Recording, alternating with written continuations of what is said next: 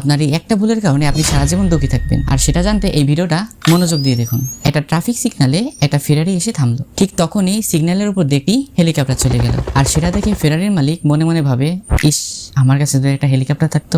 এরপর সেই ফেরারির পাশে থামে একটা কার। তখন সেই গাড়ির মালিক ভাবে, আমার কাছেও যদি একটা ফেরারি থাকতো। তারপর দুজনের পাশেই একটা সাইকেল চালিয়ে এসে থামে। আর সে দুজনকে দেখে ভাবে, ইস, আমার কাছে যদি একটা গাড়ি থাকতো। ঠিক তখনই তিনজনের পাশ দিয়ে একটা মানুষ হেঁটে হেঁটে যায়। আর তখন সে এদের সবাইকে দেখে ভাবে, ইস, আমার যদি হেঁটে হেঁটে না যেতে হতো। আর সবশেষে এদের পিছন দিয়ে একজন মানুষ আসে, যে কিনা হুইল চেয়ারে বসা। আর সে শুধু একটা কথাই ভাবছে, একবার পায়ে হাঁটতে পারতাম।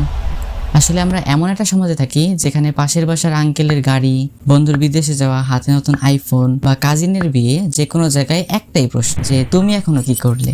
এই প্রেশারটা রিয়েল, বাট কম্পারিজন মানুষকে সামনে এগোতে দেয় না। তাই অন্যের জীবনে ফোকাস করা, অন্যের সাথে নিজেকে কম্পেয়ার করা বন্ধ করো, আর নিজের লাইফের ফোকাস করে এগিয়ে যাও।